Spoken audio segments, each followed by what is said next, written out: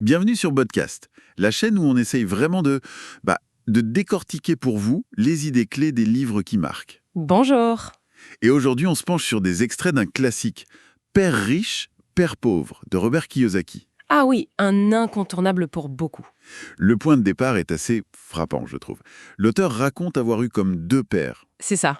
Son père biologique, très instruit, mais disons pas très à l'aise financièrement. Le père pauvre. Mhm. Et puis, le père de son meilleur ami, moins diplômé, mais qui a réussi à devenir riche. Le fameux père riche. Deux figures, deux philosophies de l'argent complètement différentes. Exactement. Et notre objectif aujourd'hui, c'est d'explorer un peu les leçons qu'on peut tirer de ces extraits. Comprendre cette histoire d'intelligence financière dont parle Kiyosaki. Oui, essayer de saisir ce qui, selon lui, fait qu'on construit ou non une certaine indépendance financière. C'est vraiment une question d'état d'esprit et de stratégie, en fait. Il le dit lui-même dès le début, je crois. Avoir deux pères m'a offert le choix. Mm. Entre des points de vue divergents, celui d'un homme riche et celui d'un homme pauvre. C'est une phrase forte pour commencer. Carrément. Et ce fossé, on le voit tout de suite dans les conseils qu'elle reçoit, non? C'est le jour et la nuit. Ah oui, c'est flagrant. D'un côté, on a le père pauvre qui pense que l'amour de l'argent est la racine de tous les maux. La vision assez classique, peut-être? Voilà. Et de l'autre, le père riche qui rétorque que c'est plutôt le manque d'argent qui est la racine de tous les maux. Déjà, ça pose le décor. Et puis, il y a cette fameuse phrase. Le père pauvre dit souvent « je ne peux pas me le permettre ». Ce qui, pour le père riche, est une sorte de paresse mentale. Exactement. Lui, il pousse à se demander « comment puis-je me le permettre ?» Ça oblige le cerveau à chercher des solutions. C'est intéressant comme approche. Ça change tout. Et ça continue sur l'éducation et le travail. Oui, le père pauvre fait de bonnes études pour trouver un bon emploi stable. La sécurité avant tout. C'est ça, le chemin bien tracé. Tandis que le père riche dit « fais des études pour comprendre comment acheter ou créer des entreprises Donc pas pour être l'employé, mais potentiellement l'employeur ou l'investisseur. ». Voilà. L'un cherche à éviter le risque, l'autre apprend à le gérer. C'est une différence fondamentale. Même pour la maison, j'ai trouvé ça assez contre-intuitif au début. Ah oui, la maison, pour le père pauvre, c'est l'actif principal, le gros investissement d'une vie. Ce que beaucoup de gens pensent en fait. Tout à fait. Mais pour le père riche, attention, la résidence principale est souvent un passif. Un passif, comment ça?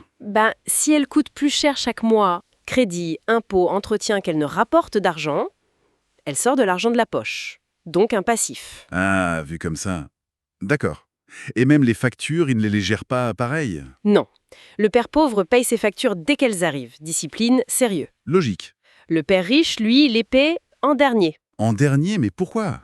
Après s'être payé lui-même. On y reviendra, c'est un point important de sa méthode. D'accord. En tout cas, on voit bien que ces mentalités ont un impact énorme. Kiyosaki insiste beaucoup sur le fait que l'éducation financière, la vraie, elle se fait pas à l'école. Non, c'est à la maison que ça se joue, selon lui. L'école, dit-il, nous forme à être de bons employés, à travailler pour l'argent. Mais pas à faire travailler l'argent pour nous. C'est exactement ça. Et c'est pour ça que même des gens très diplômés peuvent avoir des difficultés financières toute leur vie. Ce qui nous amène à sa règle numéro 1, je crois. La distinction entre actif et passif. Oui, le b.a.-ba de son approche. Alors c'est quoi simplement un actif et un passif pour Kiyosaki? C'est très imagé dans le livre avec des schémas. En gros, un actif, ça met de l'argent dans votre poche. Ok. Ça rapporte. Et un passif, ça sort de l'argent de votre poche. Ça coûte. Voilà. C'est aussi simple que ça. Et sa règle d'or, c'est il faut connaître cette différence et passer sa vie à acquérir des actifs. Et donc éviter d'accumuler des passifs, surtout ceux qu'on prend pour des actifs. Comme la belle voiture ou parfois la maison, si on suit sa logique. Précisément. Les riches, dit-il, construisent leur colonne d'actifs. Les autres achètent des passifs. Et c'est ça qui coince. Et c'est ce qui mène à ce qu'il appelle la rat race, la course de rats. Exactement.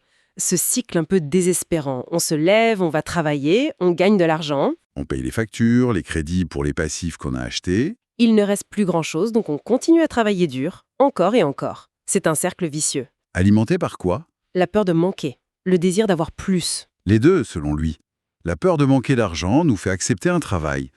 Et puis le désir, l'envie d'avoir de belles choses, une plus grande maison, une nouvelle voiture, nous pousse à dépenser plus dès qu'on gagne un peu plus. Et hop, on est piégé. On court dans la roue sans avancer vraiment vers l'indépendance. C'est l'image jouée. Pour en sortir, il y a la leçon numéro 3. Occupez-vous de vos propres affaires. Qu'est-ce qu'il entend par là? Faut monter sa boîte tout de suite? Pas forcément au début. Il fait une distinction importante entre la profession, le job qui paye les factures, et les affaires. Les affaires, c'est quoi alors? C'est la fameuse colonne d'actifs qu'on construit à côté. Ce qui nous appartient vraiment et qui génère des revenus. Il donne l'exemple de Ray Kroc, le fondateur de McDonald's. Oui, Kroc disait « Mon métier, ce n'est pas les hamburgers, c'est l'immobilier. » Parce que la vraie richesse de McDonald's, c'était les terrains sous les restaurants. D'accord. Donc, le message, c'est garde ton boulot au début si nécessaire. Oui, pour assurer les bases. Mais consacre du temps et de l'argent à construire tes propres affaires, ta colonne d'actifs. Et ces actifs, ça peut être quoi concrètement? Des actions, des obligations, de l'immobilier locatif qui rapporte un loyer, de la propriété intellectuelle comme des brevets ou des droits d'auteur, ou même une petite entreprise qui peut tourner sans qu'on y soit physiquement tout le temps. Des choses qui génèrent des revenus passivement, idéalement. C'est l'idée, oui, que l'argent commence à travailler pour nous. Et ça m'amène à l'autre leçon qui m'a marqué. Payez-vous en premier. Ah, celle-là, elle fait souvent réagir. Bah oui.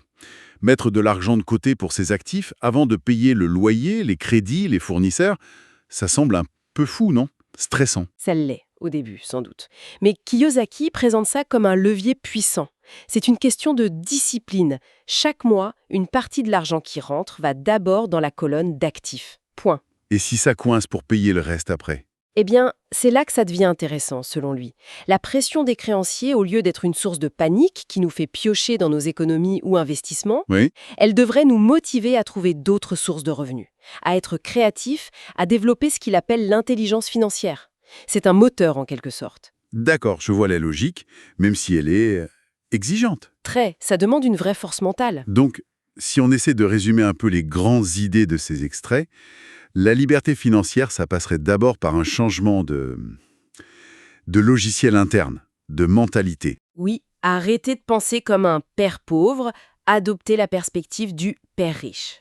Ensuite, il faut s'éduquer financièrement, comprendre les chiffres, les marchés, la fiscalité, et surtout, cette différence entre actif et passif. C'est fondamental. Et enfin, la discipline.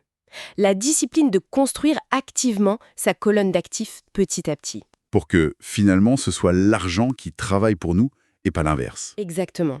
Se concentrer sur l'acquisition d'actifs qui génèrent des flux de trésorerie positifs.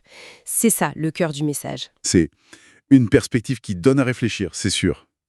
Peut-être une dernière pensée pour nos auditeurs, pour continuer la réflexion? Oui, Si on garde en tête cette distinction, finalement assez simple, entre un actif qui rapporte et un passif qui coûte, quelles habitudes financières actuelles pourraient peut-être être revues pour favoriser la construction d'actifs? c'est une excellente question à se poser, individuellement, très pertinent. Voilà pour notre exploration de père riche, père pauvre, aujourd'hui sur BotuCast. Et merci de nous avoir écoutés. Si cette discussion vous a plu, si elle vous a éclairé ou interpellé, eh bien n'hésitez pas, un petit pouce bleu, ça fait toujours plaisir.